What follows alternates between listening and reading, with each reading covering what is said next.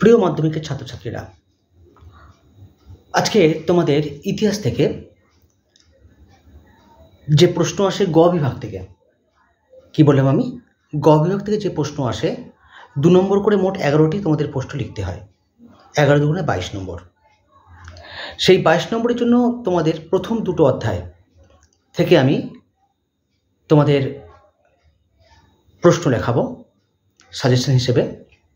লেখো 2টি অথবা 3টি বাক্যে প্রশ্নগুলির উত্তর দাও।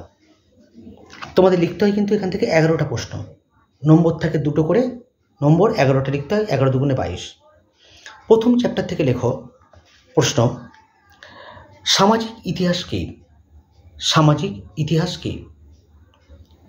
জিজ্ঞাসা চিহ্ন দাও। পরের প্রশ্ন লিখবে, পরিবেশের ইতিহাসের গুরুত্ব কী? পরিবেশের ইতিহাসের গুরুত্ব কী? পরের প্রশ্ন লেখো, সংবাদপত্র এবং সাময়িক পত্রের মধ্যে পার্থক্য কী? সংবাদপত্র এবং সাময়িক পত্রের মধ্যে পার্থক্য কী? হলো। পরের প্রশ্ন লেখো, স্মৃতিকথা অথবা আত্মজীবনী, স্মৃতিকথা অথবা আত্মজীবনী কে কিভাবে আধুনিক ভারতের ইতিহাস চর্চার উপাদান রূপে ব্যবহার করা হয়? পরের প্রশ্ন লিখবে, আঞ্চলিক ইতিহাস চর্চা গুরুত্বপূর্ণ কেন? আঞ্চলিক ইতিহাস চর্চা গুরুত্বপূর্ণ কেন?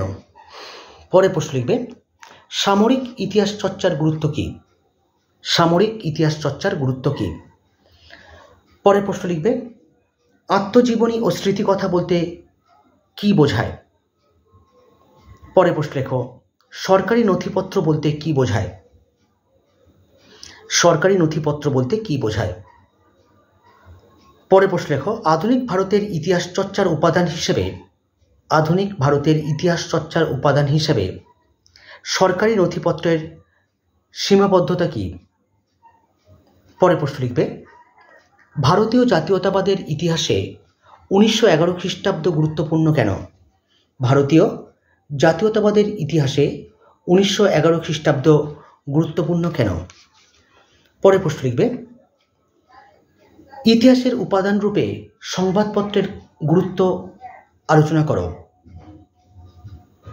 ইতিহাসের উপাদান রূপে সংবাদপত্রের গুরুত্ব আলোচনা করো। এবার চলেছে দ্বিতীয় অধ্যায়ে, সংস্কার বৈশিষ্ট্য পর্যালোচনা। তবে তার আগে চ্যানেলটিতে যারা নতুন এসছো, চ্যানেলটিকে তোমরা সাবস্ক্রাইব করো, ভালো লাগলে লাইক করো, বন্ধুদের সঙ্গে শেয়ার করো, আর অবশ্যই তোমরা কমেন্ট করে তোমাদের মতামত জানাতে পারো। লেখো প্রথম প্রশ্ন, দ্বিতীয় অধ্যায় থেকে, সংস্কার বৈশিষ্ট্য পর্যালোচনা থেকে। লেখো, বাংলার নারী শিক্ষার বিস্তারে রাজা রাধাকান্ত দেবের ভূমিকা বিশ্লেষণ করো। বাংলার নারী শিক্ষা বিস্তারে রাজা রাধাকান্ত দেবের ভূমিকা বিশ্লেষণ করো। পরের প্রশ্ন লিখবে, মেকেলে মিনিট কি? মেকেলে মিনিট কি? তারপরে লেখো, পাশ্চাত্য শিক্ষা বিস্তারে খ্রিস্টান মিশনারিদের প্রধান উদ্দেশ্য কী ছিল? পাশ্চাত্য শিক্ষা বিস্তারে খ্রিস্টান মিশনারিদের প্রধান উদ্দেশ্য কী ছিল? পরের প্রশ্ন লেখো, সমাজ সংস্কারে নব্যবঙ্গদের ভূমিকা কী ছিল? সমাজ সংস্কারে নব্যবঙ্গদের ভূমিকা কী ছিল? এসব পরের প্রশ্নে, লর্ড হার্ডিঞ্জ এর শিক্ষা বিষয়ক নির্দেশনামা কেন গুরুত্বপূর্ণ? লর্ড হার্ডিঞ্জ এর শিক্ষা বিষয়ক নির্দেশনামা কেন গুরুত্বপূর্ণ? পরের প্রশ্ন লিখবে, মধুসূদন গুপ্ত কে ছিলেন? জিজ্ঞাসা চিহ্ন দাও। অথবা মধুসূদন গুপ্ত স্মরণীয় কেন? অথবা মধুসূদন গুপ্ত স্মরণীয় কেন? পরের প্রশ্ন লিখবে, কাদম্বিনী বসু গঙ্গোপাধ্যায় স্মরণীয় কেন? কাদম্বিনী বসু গঙ্গোপাধ্যায় স্মরণীয় কেন? লেখো, নববিধান কি? নববিধান কি?